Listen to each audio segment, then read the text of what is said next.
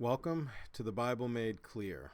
So we have been going through a series we just started actually last week, and on your adversary, who is the devil. He goes about as a roaring lion, seeking who he may devour. And today we will look at the second in our series, which is Satan's sin. We looked at his fall last week through Ezekiel 28. Now we're going to look at Isaiah 14. So Isaiah 14 depicts the judgment against Babylon and the fall of their king. It, however, addresses Satan, who is the power behind the king, and reveals his motives and judgment. Dr. Norman Geisler gives us the following. So this is a quote from him.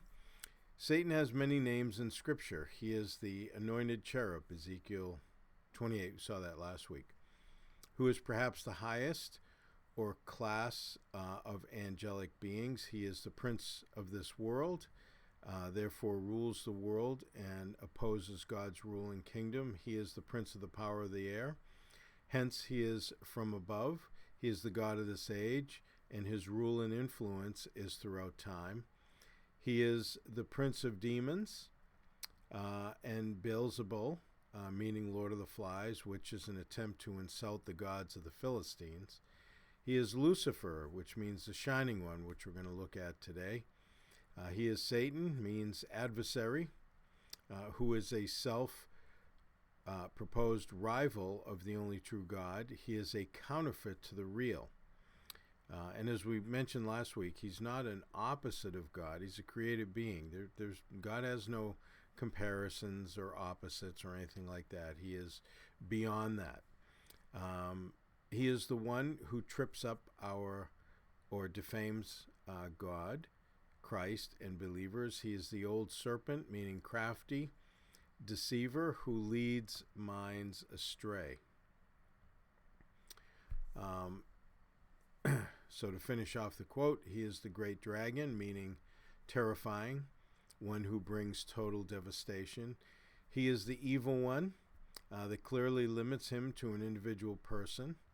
He is the destroyer of physical and spiritual life, a tempter who tries to entice men to evil, the accuser who has access to God's presence, and the deceiver of the whole world. So that is from the popular survey of Bible doctrine, which if you don't have it, I would highly recommend getting it. Great resource. But be that as it may, moving back in to our focus, selecting the Isaiah 14 passage, we can come to an understanding of his motives and see how this has played out in both his own sin and how he tempts others. I mean, the goal of this is to find out, who he is and what he's all about so that we can deal with him, because we can't see him, but we do have to recognize his tactics.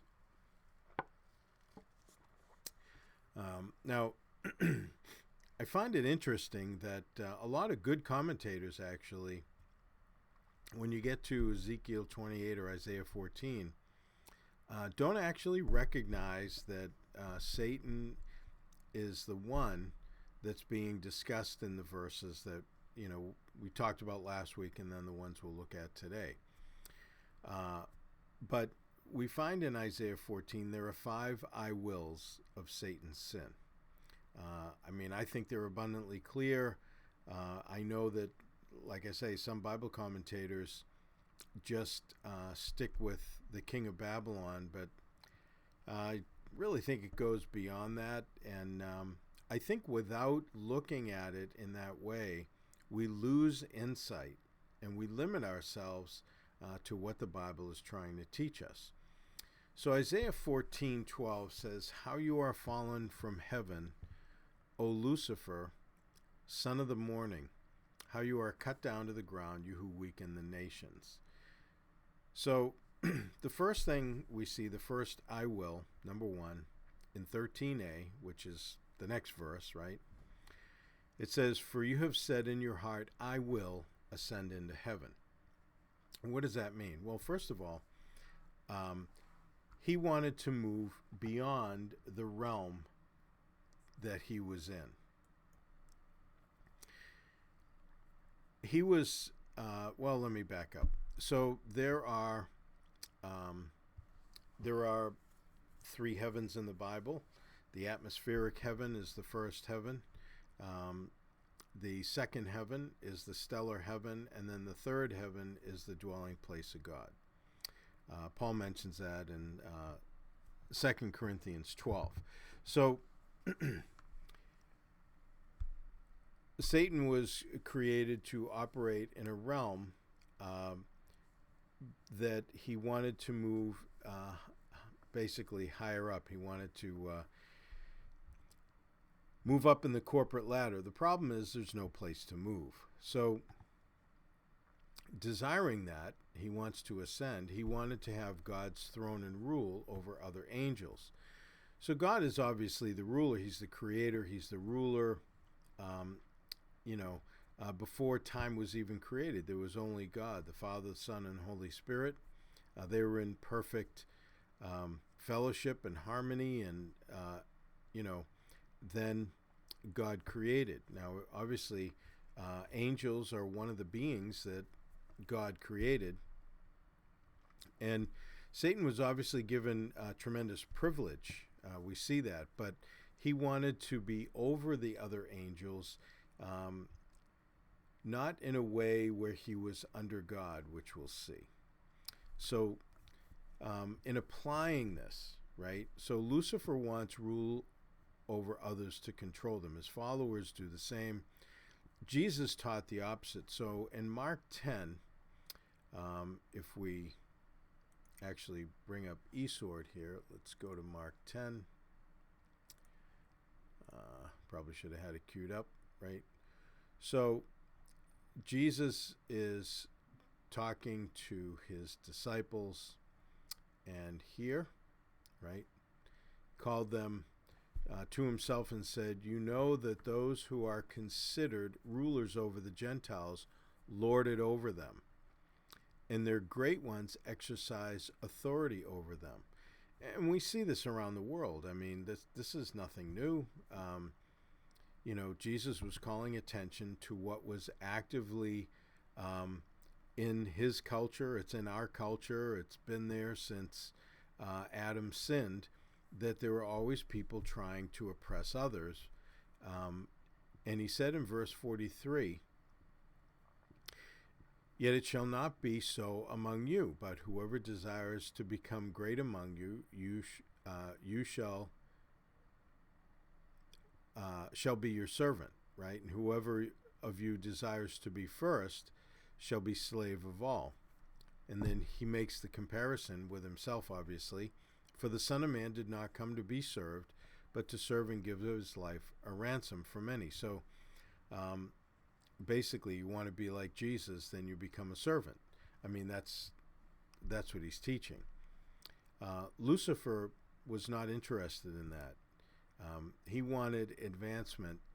He wanted to go into a realm and rule in a realm where he was not given to exercise any authority, which was in heaven.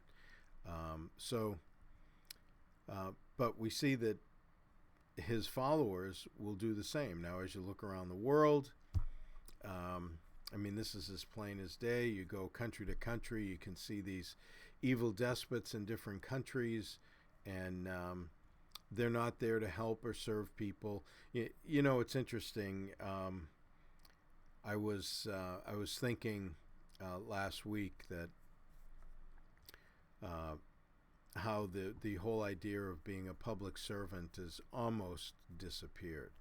There's very, very, very, very few politicians today that consider themselves public servants. In other words, servants of the people, there to benefit the people and rule over them in a way where the people are served and they truly benefit from the service of the public figure. Most public figures and most politicians around the world, government figures, they're there to enrich themselves. I mean, when you see people come into office, even in our own country, and they don't have two nickels to rub together, and then a few years later they're multimillionaires, that's not through great investment. I can tell you that right now. The problem is, and I think that you realize it as much as I do, that unfortunately politicians can get very greedy. They can start doing backroom deals and benefiting themselves, and it's the point is that, like, what model is this following? Well, it's following Lucifer's model, certainly not following Christ's. So it gives you an idea of where people are coming from, and it's not just what is said. Please understand this. This is whether it's presidents or pastors or Bible teachers or church servants or political figures of any kind, or even leaders in corporations. People can say anything. They can tell you that they're doing anything for your benefit. However, you have to watch what they do. Even Jesus taught his disciples, he said, in Matthew 23, he said, the scribes and the Pharisees, that they sit in Moses' seat, and they teach you the law and all that. And he said, look, do what they're telling you when they're teaching the law, but don't do what they do. In other words, because they're hypocrites. They will tell you what you need to hear, but then they don't do it themselves. And so, I mean, this has become a great theme. People get put into office, and then they never follow through on what they said they were going to do, and they're just enriching themselves. And pastors are not immune to that. I've seen some pastors, go into the ministry, and they go from peanuts to being these huge multimillionaires. And if you're doing that through church donations, well, I don't know why people would continue to give to something like that, but that's not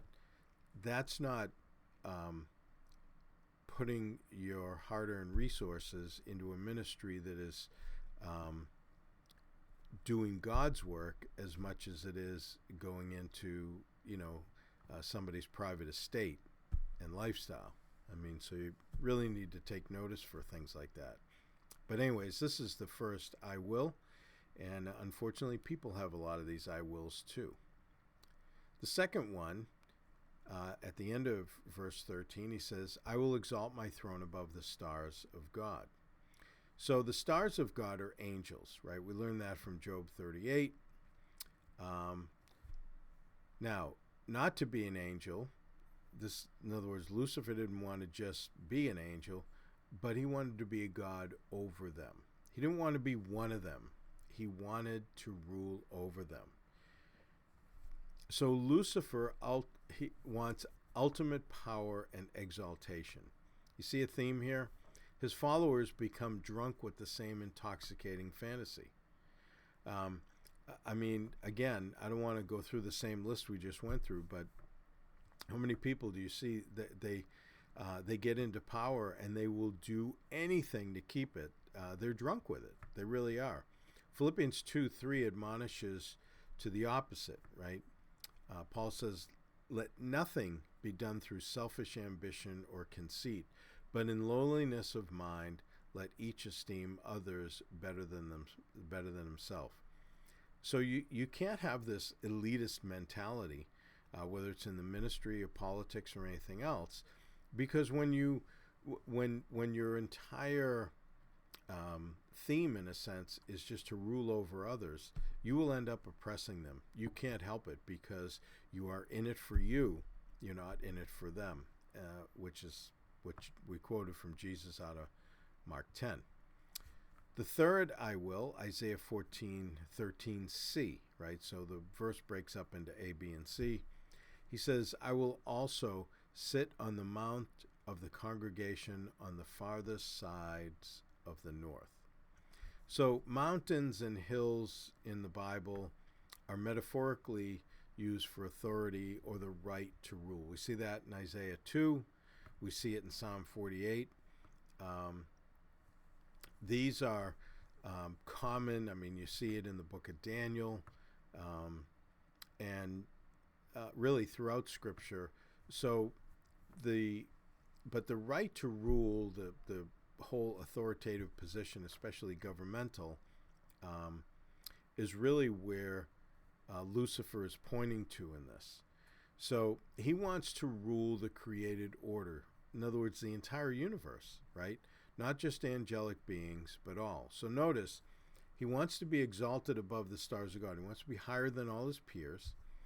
And he also wants to sit on the mount of the congregation on the furthest sides of the north. In other words, that would be the ultimate place of authority and rulership. He wants to run the show. Job is taken. Newsflash, right? Now, Lucifer's lust for power and control of all is willed by him as a right. In other words, in his own perverted mind, he thinks he's entitled to it somehow. This is the problem. When iniquity takes over a person's life, it just the nature of sin is deception. Hebrews 3, I think it's Paul who wrote it, but be that as it may, he says, beware of the deceitfulness of sin. Sin deceives by its very nature.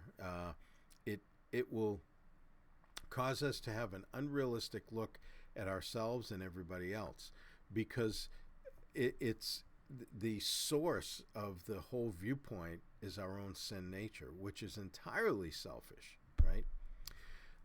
So his followers demand to have a position through entitlement and demand. Satan is a usurper. He steals positions and deceives to gain a right to rule, but it will never be an authorized right. In other words, never there legitimately. It will always be like an evil dictator or gang boss usurping power. In other words, they manipulate and take their position by force. Isn't it interesting that his followers gain position and power through their own will, but it is never legitimate position for the help of others, but all for selfish ambition. They oppress others for self-benefit. And again, this is, these I wills are a graduation up this ladder that Satan's looking to achieve. The fourth one, Isaiah 14,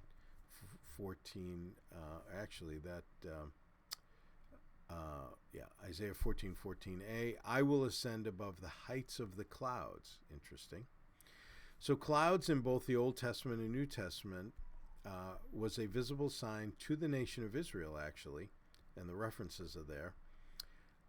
This glory cloud is not seen with the church in the New Testament. In other words, there's no real visible manifestation to the church of a cloud. There is with Israel, which is interesting. So when Jesus returns to establish his kingdom at the end of the tribulation period, the church returns with him.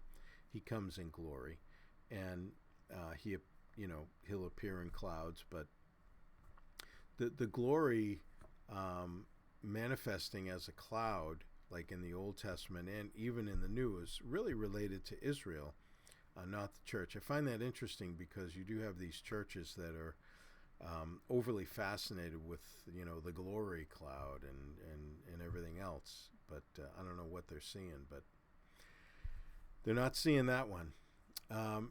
He had the stones, we saw that from Ezekiel 28, that would reflect the glory of God and the brilliance of the stones. So if you go to a jeweler and you see all these different rubies and sapphires and gold and that's actually like a pure gold, almost translucent. Um, they, if you shut the lights, you can't see them. Okay, they need light, and usually when they're showing you something, some kind of precious gem, they'll always put it on a black velvet cloth or something, because when the light hits it, and they always have bright lights above the counter, when the light hits it and reflects with the black background, you can see the brilliance of the stone. That's the goal, right? But you need the light, because they don't have their own intrinsic light, and Lucifer was made like that. He was created with all those different precious stones to reflect God's glory, right? He doesn't have an innate glory in that way. He's not interested in reflected glory. He wants his own glory above God's. In other words, above the heights of the clouds. He wants his own glory to be manifested in this cloud or whatever.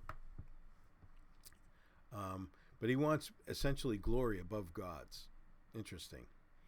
His followers want to receive glory for themselves above all, that should be above, which we can change that right now.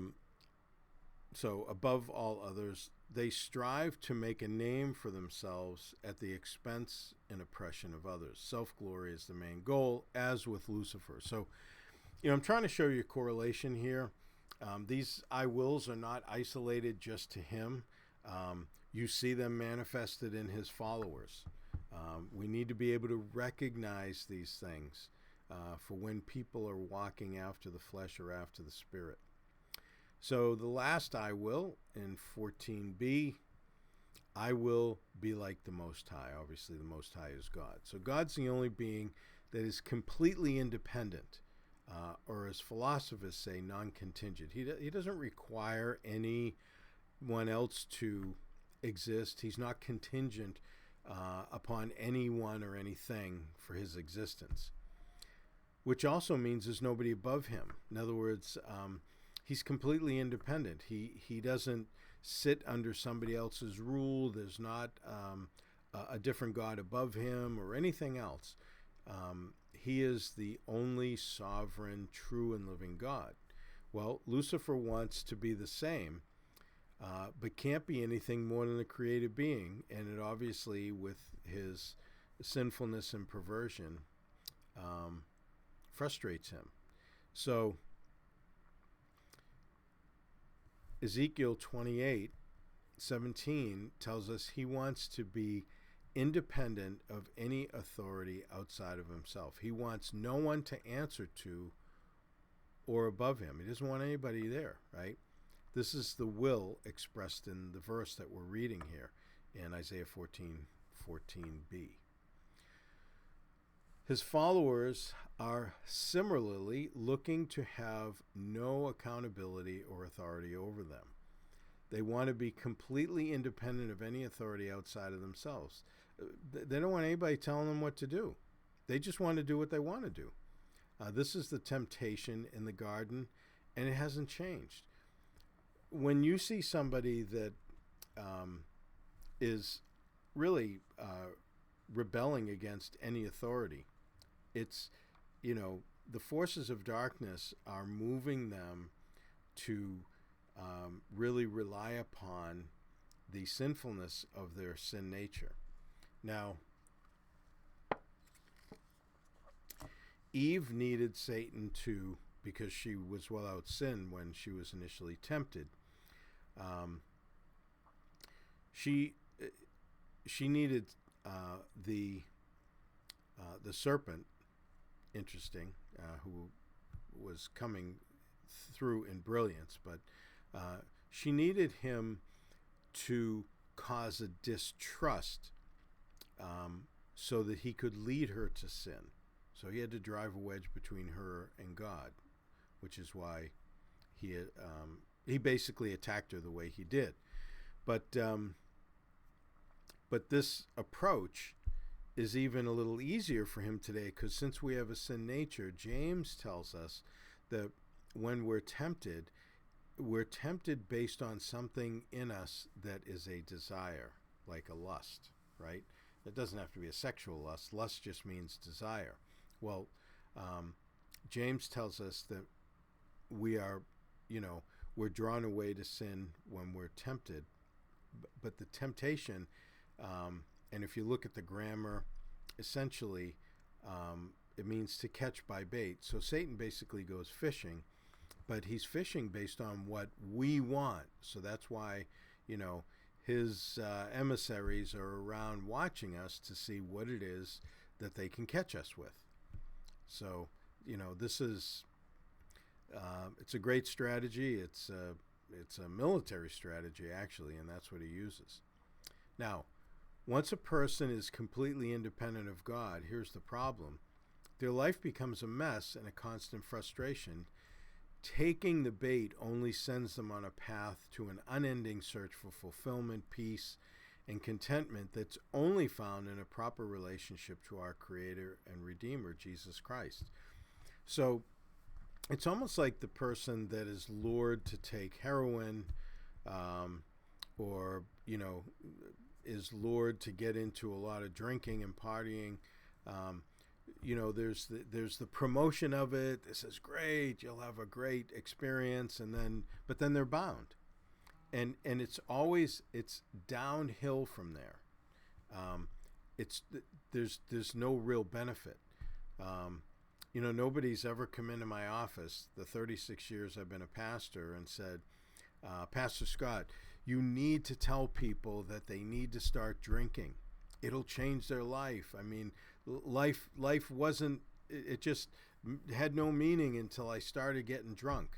I mean, nobody ever goes down that road. If anything, they come in and say, I'm losing my job, my health, my family, my wife, right? My kids are angry at me or whatever because I can't stop drinking.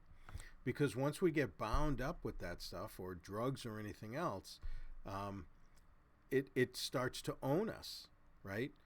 Look, before I get saved, I knew I get saved when I was 24. I was drunk, for every weekend prior to getting saved. And, when I got saved, I thank God he took the desire away. I woke up the next day, had no desire to drink.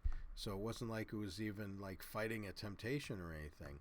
That was the grace and mercy of God. I didn't ask for that or anything. He just did that. So I don't have a formula for you. I'm just saying I understand both sides of the equation. I've been on both sides. So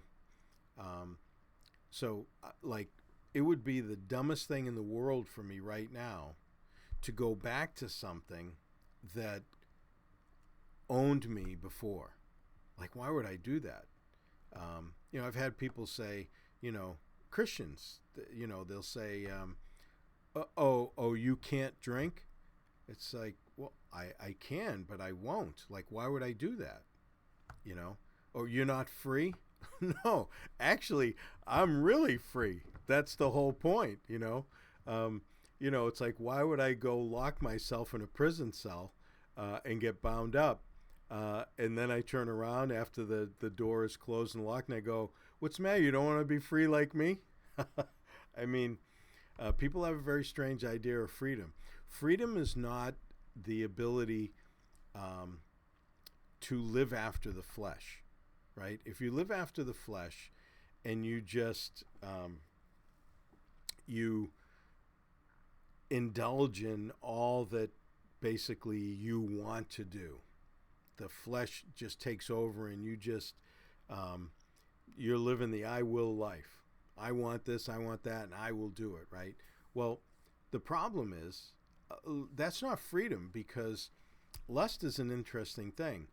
Desire, the more you feed it, the bigger it gets. It becomes a monster that you can't control anymore. So it's now if we have a relationship with Jesus and we're walking with him and we stay close to him, we're abiding in him, we have our focus on him, really wanting to do his will replace my own will with his will, I find a tremendous freedom. I find a tremendous peace, and I'm not bound up. So, like I say, I've been on both sides of the tracks. I'm not talking to you theoretically. I'm talking to you experientially. Now, the Bible also confirms, what I'm telling you. I mean, what did Jesus say? He said, "Who the Son sets free is what? Free indeed." It's real freedom. So I mean, look, how many people have been drug addicts? They get, detoxified and everything. And they're off the stuff, and then their friends convince them for one more party. They go out and they OD. What good is that? In other words, if you're free from something, you don't go back and redo it again.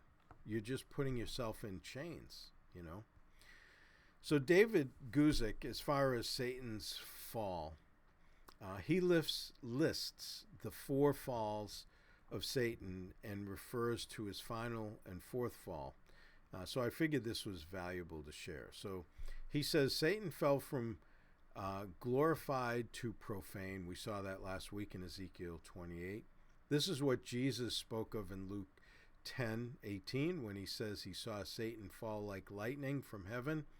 This is the only fall of Satan that has already happened. Now that's key, because we need to understand some of his falls eschatologically, or like prophetically into the future, like what we'll see in the end. Number 2, Satan will fall, not yet, will fall from access to heaven. We see him accessing heaven in Job, and then to the restriction to the earth in Revelation 12, which is the middle of the tribulation period.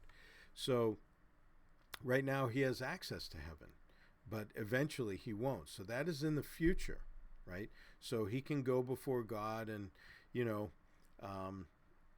accuse us day and night, right? Which he does. So unfortunately, some of us give him a little too much ammunition. Thank God, if we're in Christ, that Jesus has paid for everything. Number 3, Satan will fall from his place on the earth to bondage in the bottomless pit for 1,000 years. Again, we take the Bible literally. We don't think the 1,000 years is figurative.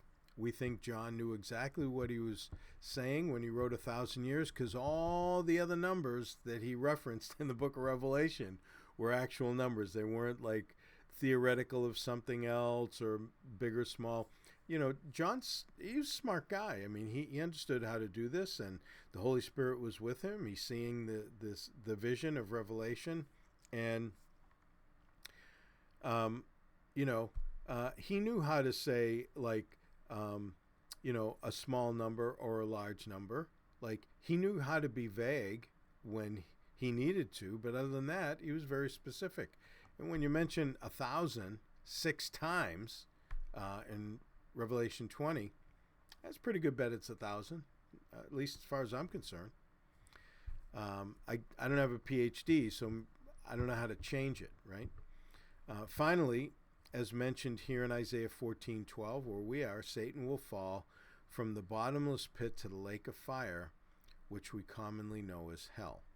So currently people are in Hades, technically, that are unsaved, because at the end of the 1,000-year reign, Hades, and all the unsaved will go up before the white throne judgment of Christ, and he will evaluate their punishment in the lake of fire, which actually, Jesus refers to as hell. That truly is ultimate hell.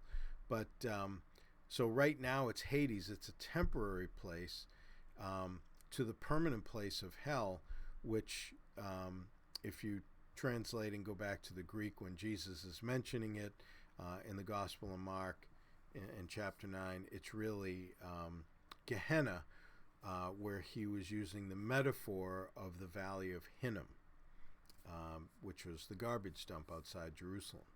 So with that, we certainly don't want to follow in the footsteps of Lucifer, whose end is known and eternal punishment is certain. And he knows that too. Nothing's going to change that. It's already written. Nothing is going to change that. You know, it's interesting. Many years ago, I went into a sub shop and was ordering a sub, and you know, person started making it, and there was a guy, you know, another guy working there, and he had on this big belt buckle, and it was satanic pentagram. So I figured I'll strike up a conversation while I'm waiting for the other guy to make my sandwich. And I said, "Hey, did you know that that's a satanic pentagram?" And he said, "Oh yeah, that's why I wear it." He said,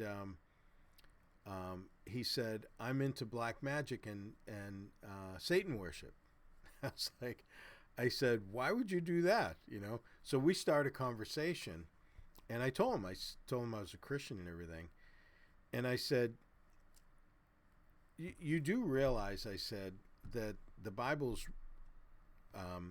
already written that Satan is going to be cast into the lake of fire and his followers too." And he said, "Well, I don't believe that." And I said, "Well, it doesn't matter what you believe." I said, "It's what's true." I said, "The Bible was written ahead of time showing it is true." I said, "Satan has deceived you, you know." And he said, "Oh, we believe that we will win." I said, "That's not even possible." He said, "Oh, we'll see." He was really confident. I was surprised how confident he was, but it was all deception. So he's been deceived into thinking that somehow, you know, the devil worshippers are going to like win, and somehow God is going to like lose this cosmic battle. It was eye-opening, but it was amazing. I think this was back in probably the end of the 90s or something. But I was just glad he wasn't making my sandwich. Anyways, so hopefully, again, this is enlightening, and we're learning a bit about what's going on with our adversary. So until next time, may God richly bless you as you continue to study his word.